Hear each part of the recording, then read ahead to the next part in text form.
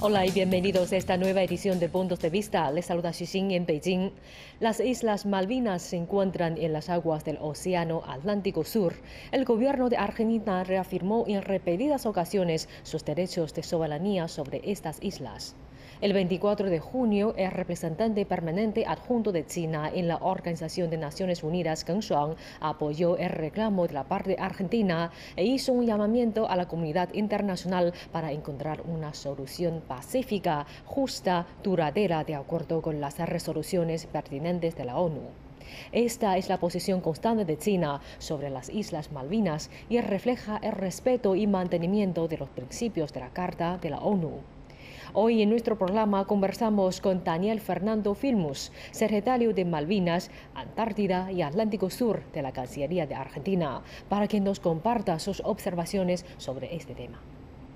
Bueno, y hoy en CGTN vamos a hablar con el secretario de Estado de la Cancillería Argentina para el asunto de Malvinas, Antártida, Atlántico Sur, el licenciado Daniel Filmus. Filmus, ¿qué tal? ¿Cómo le va? Buenas tardes. Buenas tardes, ¿cómo están ustedes? Todo muy bien, por suerte. Bueno, primera pregunta que quería hacerle tiene que ver con lo que ha ocurrido en la reunión del Grupo de los 77 más China, donde la Argentina recibió un apoyo muy fuerte, muy explícito de China en el reclamo argentino sobre el tema soberanía en las Islas Malvinas, ¿no? Cuéntenos un poco, a ver cómo lo tomó el gobierno argentino y de qué se trató este apoyo. Cuando con el canciller Felipe Solá participamos de la reunión del Comité de Descolonización de Naciones Unidas, el C24.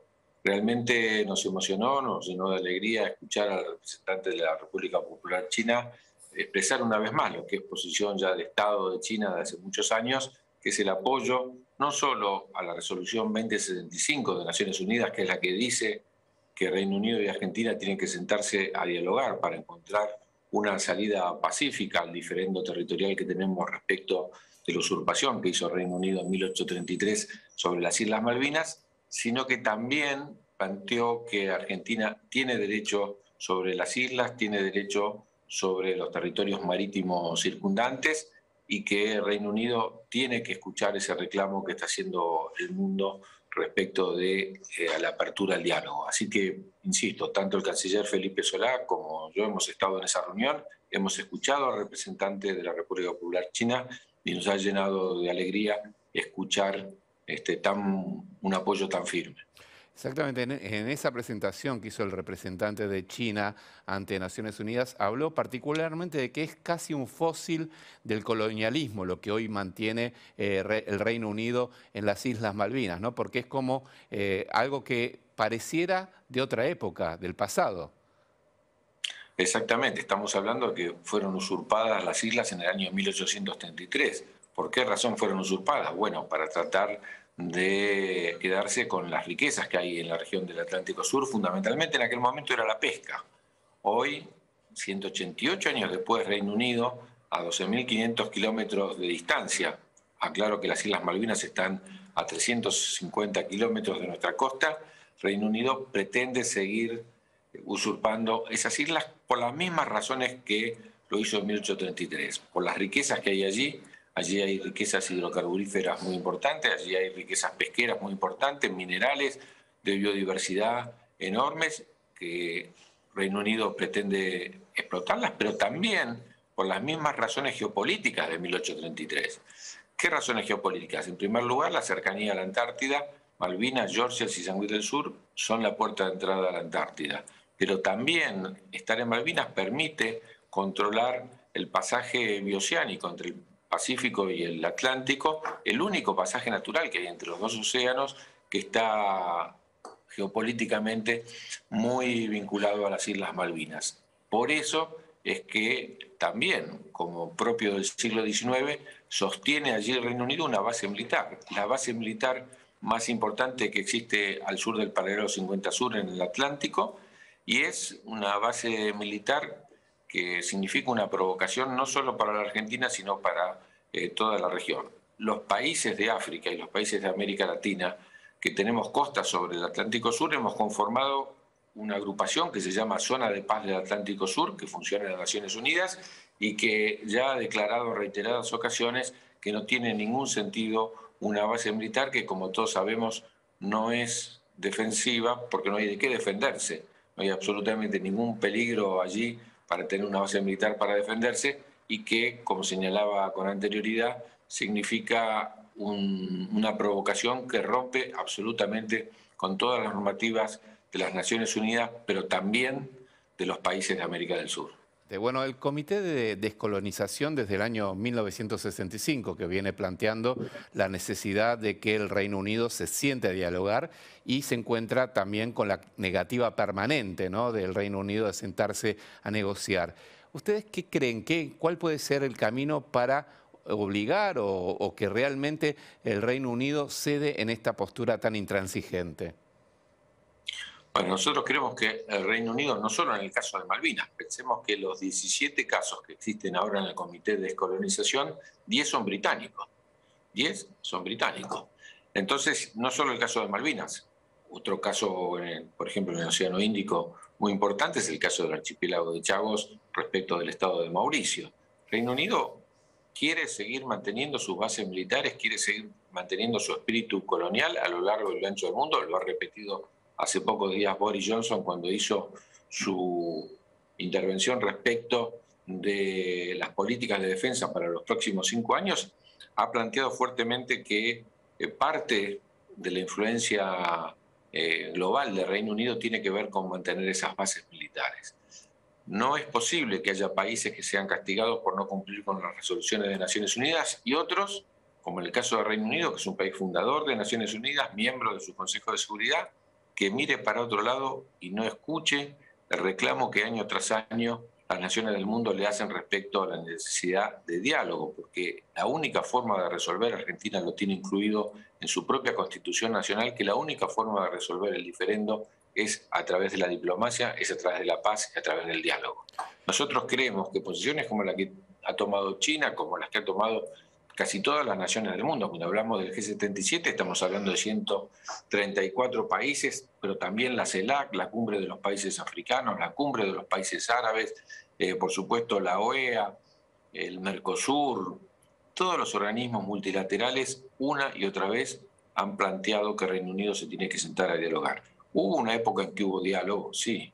Reino Unido, que ni siquiera votó en contra de la resolución 2065, que llamó al diálogo, comenzó ese diálogo entre el año 75 y el año 80, luego lo abandonó y nunca más dio un paso hacia la resolución pacífica y dialogada del diferendo territorial. Por eso nos parece tan importante que el consenso de las naciones, que sea la comunidad internacional la que le pida una y otra vez al Reino Unido que, de acuerdo a las resoluciones de Naciones Unidas, de acuerdo al derecho internacional, se siente para hablar en forma bilateral con Argentina para resolver este diferendo. Usted mencionaba recién el tema de lo que es el Consejo de Seguridad de Naciones Unidas, ¿no? Que recordemos que el Reino Unido es uno de los países que tiene el poder de veto allí dentro del Consejo de Seguridad. ¿Va a ser posible avanzar en este reclamo argentino en el marco de Naciones Unidas, teniendo en cuenta esta conformación del Consejo de Seguridad y este poder de veto que tienen estos países? Bueno, nosotros somos optimistas, nosotros creemos que la insistencia de una comunidad internacional que cree que los temas y las diferencias se tienen que resolver de acuerdo a derecho, tarde o temprano va a ocurrir. Pensemos que hace 50 años, cuando se creó el Comité de Descolonización, más o menos para que tengamos una idea, había 65 colonias en el mundo. Hoy yo me hacía referencia recién a que quedan solamente 17. Quiere decir que el proceso de descolonización fue avanzando. Lo que queda, como usted lo planteó al principio, son rémoras de un mundo propio del siglo XVIII o del siglo XIX, donde la comunidad internacional observa que no hay lugar para la sustentabilidad de situaciones coloniales. Sin lugar a duda, hay una desigualdad enorme en el planeta, hay una desigualdad enorme entre los países y aquellos que, como en el caso del Reino Unido, no obedecen a las Naciones Unidas, tienen la capacidad por la fuerza militar, tienen la capacidad por el poderío económico para seguir ejerciendo el colonialismo. Pero no hay colonialismo que sea eterno. Digamos, lo que nos toca a nosotros, los que trabajamos en la diplomacia para resolver estos temas, es tratar de que el colonialismo se resuelva lo antes posible y que Argentina vuelva a ejercer su soberanía territorial a lo largo y lo ancho de todo su territorio.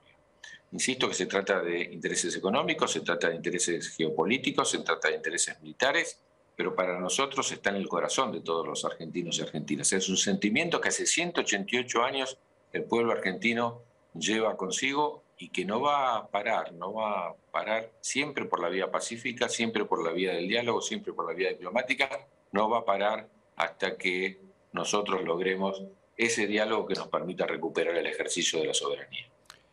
Filmus, un dato que surgió de la exposición y de la posición de China ante Naciones Unidas, el representante de China ante Naciones Unidas señaló particularmente, y usted lo mencionaba, el tema de lo que hoy significa, más allá de la cuestión soberana, el tema de los recursos naturales, ¿no? Cuéntenos un poco cómo está produciéndose hoy la explotación que el Reino Unido hace de las riquezas naturales que hay en Malvinas y en su entorno. Pero en primer lugar, tener en cuenta que en Malvinas viven actualmente cerca de 3.000 personas. Adicional a esas 3.000 personas hay 2.000 militares.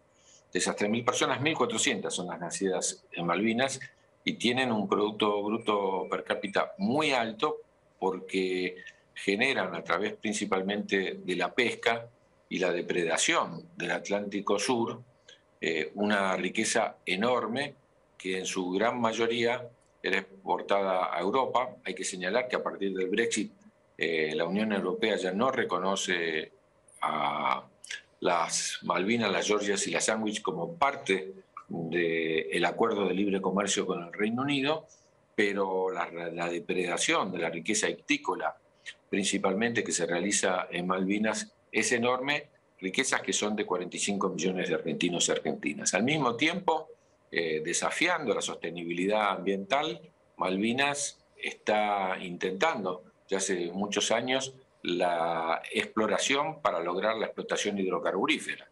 Y en este punto hay que tener cuidado. Las propias investigaciones británicas que se hicieron después del accidente que hubo en el Golfo de México, se hicieron estudios británicos respecto de los yacimientos offshore que existen cerca de Malvinas, por ejemplo, Sea Lion, y mostraron que si hubiera un accidente allí, no hay ninguna posibilidad de evitar que eso dañe el continente antártico.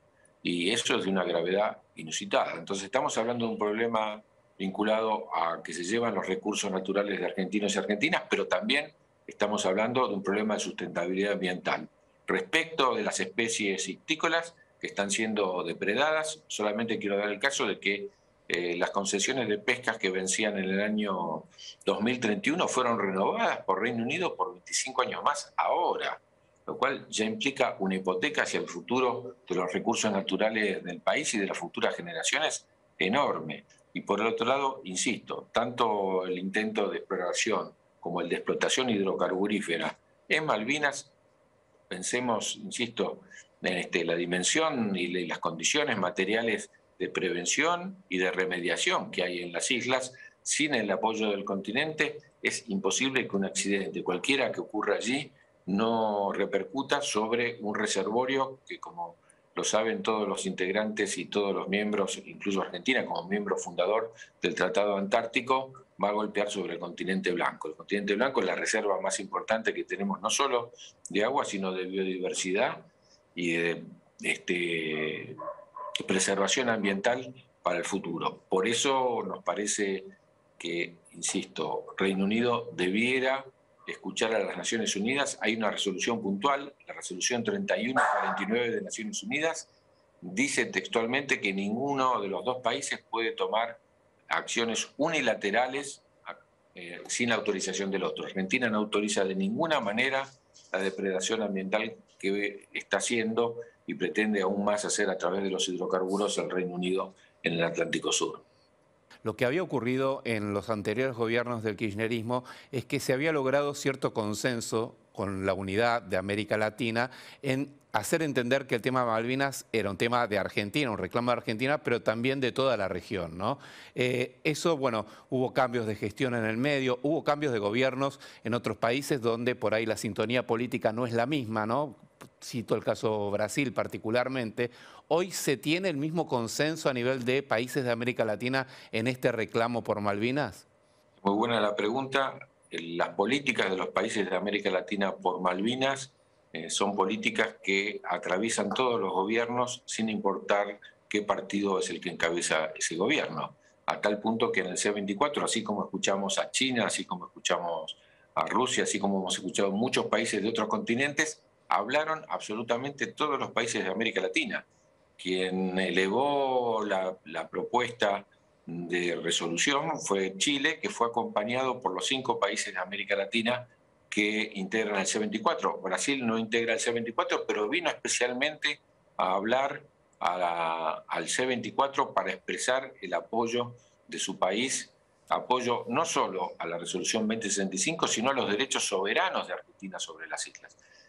Fue un orgullo, la verdad que fue una emoción enorme escuchar que uno por uno de los países de América Latina, no importara la situación particular de sus gobiernos y la relación coyuntural con el gobierno de Argentina, hayan hablado. Pero también, hay que decirlo, habló el SICA. El SICA es el Sistema de Integración Centroamericano. Hablaron todos los países de Centroamérica, también en el apoyo los representó Costa Rica, en el apoyo a Malvinas. Y también hablaron países del Caribe, es decir, países que son miembros del Commonwealth, en este punto le dicen al Reino Unido, a pesar de ser parte de la propia comunidad, mira, hay que escuchar lo que pide Argentina, hay que escuchar lo que pide el mundo, hay que sentarse a dialogar para resolver el tema de la soberanía. Países insisto, Timor-Leste, países, bueno, muchos países africanos también tuvieron la oportunidad de expresarse a favor de Argentina. Fue una reunión enorme, una reunión muy importante, donde, insisto, no solo los 29 países que integran el Comité de Descolonización votaron unánimemente para apoyar la resolución, sino que muchos países que no integran el Comité de Descolonización vinieron a decir basta al colonialismo, no hay lugar para situaciones coloniales en el siglo XXI. Firmus, usted mencionaba recién el tema del Brexit, ¿no? La separación, si se quiere, el divorcio del Reino Unido con la Unión Europea, ¿puede favorecer la posición argentina en torno al tema Malvinas, sobre todo teniendo en cuenta que muchos países europeos fueron esquivos en sus apoyos en general durante mucho tiempo a la posición argentina? Bueno, en general la Unión Europea, hay que decirlo, ha tenido una mirada de respetar el diferendo en términos bilaterales, y eso nos parece importante.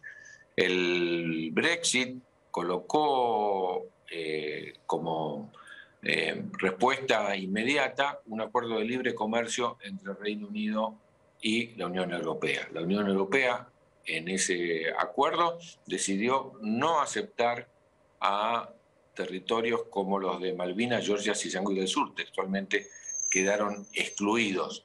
Eso muestra, sin lugar a dudas, una mirada distinta de Europa y esperamos que también con el correr del tiempo, el Brexit es algo muy reciente, que con el correr del tiempo aquellos países que hasta ahora no se habían definido a favor de la resolución bilateral, crecientemente lo vayan haciendo.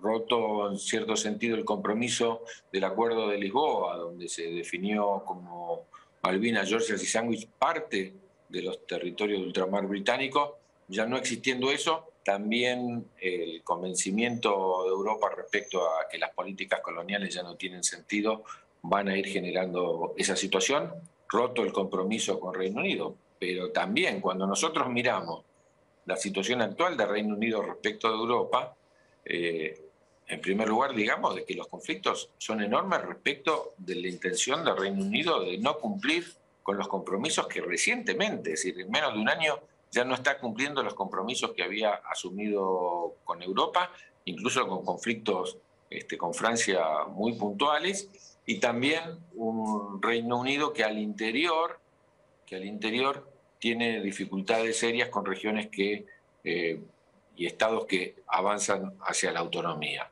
Un caso concreto y que es para analizar también es el caso de Gibraltar, donde la Unión Europea logró que Reino Unido tuviera que dialogar todos los aspectos que hacen a la relación entre Gibraltar y la Unión Europea en una en un diálogo bilateral con España, a tal punto que cualquier europeo que hoy quiera entrar a Gibraltar lo hace sin mostrar su pasaporte. Si uno es del Reino Unido, como Gibraltar quedó en la zona Schengen, quedó en la zona de la Unión Europea, tiene que hacerlo. Y creemos que, sin lugar a dudas, ese camino, el camino del diálogo, que también entre Reino Unido y España, en el caso de Gibraltar, es un ejemplo de que no se puede postergar más el diálogo por la soberanía entre Reino Unido y Argentina. Filmus, comenzamos esta entrevista hablando del apoyo de China por el reclamo argentino en Malvinas. ¿Cómo está hoy la relación entre el gobierno argentino, entre la nación argentina y el gobierno chino? Bueno, la relación entre Argentina y China, como todos y todas sabemos, es una relación muy fructífera, donde ha habido avances importantes en cuanto, por supuesto, a la relación económica, que es muy intensa, es una de las relaciones más fuertes que tiene nuestro país, pero también hay una relación muy profunda en cuanto a obras de infraestructura, hay una relación muy importante respecto al desarrollo científico, en particular. En este momento para nosotros es muy importante y nosotros estamos agradecidos del apoyo de China respecto de la pandemia en lo que hace a la provisión de vacunas, que es central para la salud de nuestro pueblo. Así que estamos atravesando una situación de una relación muy fructífera entre China y Argentina. E insisto, en cuestiones puntuales como el tema de la pandemia, China está mostrando un apoyo y un aporte a partir de la firma de los convenios para la transferencia de vacunas, que para nosotros, para nuestro pueblo, que está tan castigado por la pandemia, son muy importantes y que valoramos mucho. El hecho de que justamente el tema de las vacunas, ¿no? En la Argentina está la vacuna china Sinopharm, aparte de la Sputnik y la de AstraZeneca, y también la vacuna china de Sinovac ha tenido presencia en distintos países de América Latina. Se explica también cómo que China y Rusia particularmente han mostrado mayor interés en acercarse a América Latina que, por ejemplo, los países centrales de Occidente. Bueno, Argentina históricamente, y más en un gobierno como el actual, que son gobiernos de extracción peronista, ha tenido una mirada favoreciendo un mundo que tiene que ser claramente multipolar. No creemos nosotros en mundos con grandes hegemonías. Lo importante es que haya diversidad de alternativas, diversidad de miradas, y en este aspecto hay que decirlo que Rusia y China últimamente han tenido una actitud respecto del tema de la vacuna, principalmente hacia América Latina y en particular hacia Argentina, que nosotros valoramos, como señalaba recién. Parecía en algún momento en la década de los 90 que el mundo marchaba hacia una hegemonía única. Por suerte, nosotros que creemos, por supuesto, en la multilateralidad respecto a Naciones Unidas y los otros organismos para resolver en forma de diálogo y en forma de acuerdo los problemas que tiene el mundo, también creemos nosotros en la multipolaridad. En este punto es fundamental, es decisivo para la Argentina resolver de acuerdo a sus propios intereses y acordar con los países a partir de una mirada con una personalidad propia. Nosotros somos defensores no solo de la soberanía de Malvinas, sino de la soberanía en la toma de decisiones de nuestro gobierno y de nuestro pueblo, que es quien coloca a través de la democracia a quien lleva adelante las políticas de Estado.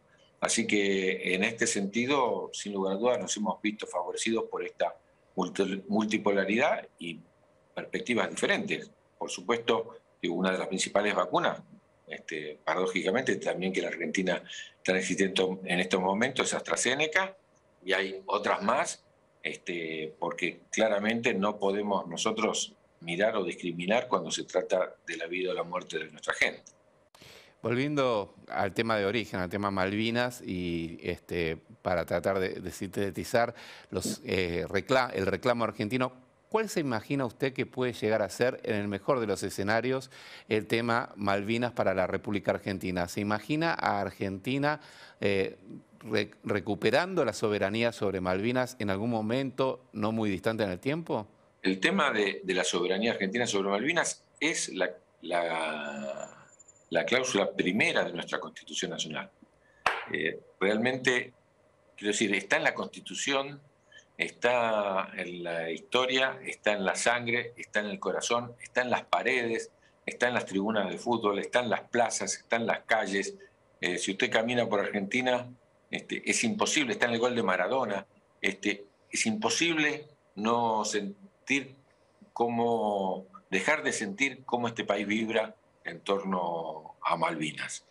Y en este sentido, no solo porque está en la Constitución, sino porque está en el corazón y está en la mente de todos los argentinos y argentinas, estamos seguros, ¿no? No es que tenemos alguna duda respecto de la recuperación del ejercicio de la soberanía. Como decía, se trata de que sea cuanto antes. Así que eso va a ser así respetando, como dice la resolución 2065 también, el modo de vida y los intereses de quienes viven hoy allí en las islas. Entonces, el deber, la obligación de Argentina es ser persistente, es ser tenaz, es ser firme en su reclamo, con la seguridad que tarde o temprano el Reino Unido se va a sentar a dialogar, que le va a ser insostenible mantener una situación colonial avanzado del siglo XXI y que ese diálogo va a existir.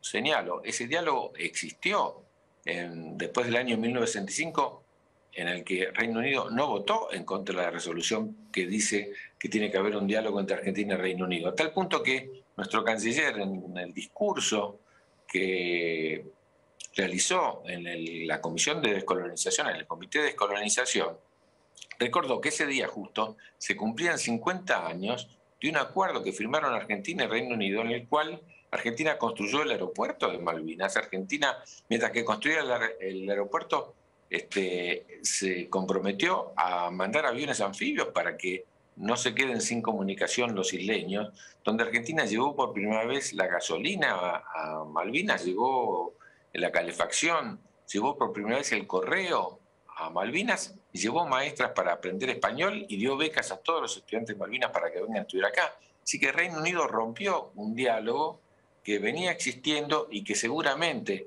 iba a terminar en la transferencia del ejercicio de la soberanía.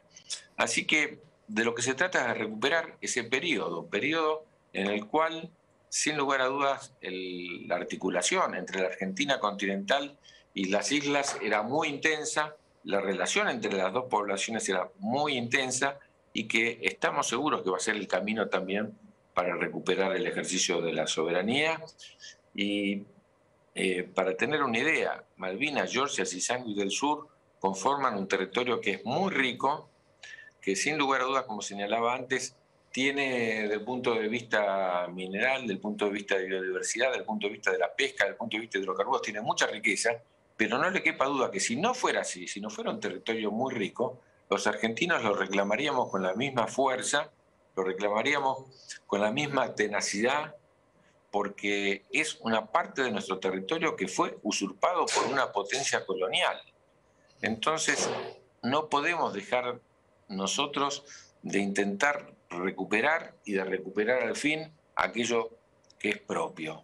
Y planteo una vez más, no se trata solamente del derecho, no se trata solamente de la historia, no se trata solamente de la legislación internacional. Se trata del corazón de 45 millones de argentinos y argentinas que late por recuperar el ejercicio de la soberanía sobre Malvinas. Daniel Filmus, muchísimas gracias por este contacto con CGTN, con esta entrevista, donde abordamos uno de los temas quizás más sentidos por los argentinos, que es el tema del reclamo soberano sobre las Islas Malvinas y este respaldo internacional al que se sumó con fuerza China en las últimas jornadas, que lo que hace es reivindicar este reclamo desde hace tantos años de la República Argentina. Así que le agradecemos mucho esta entrevista.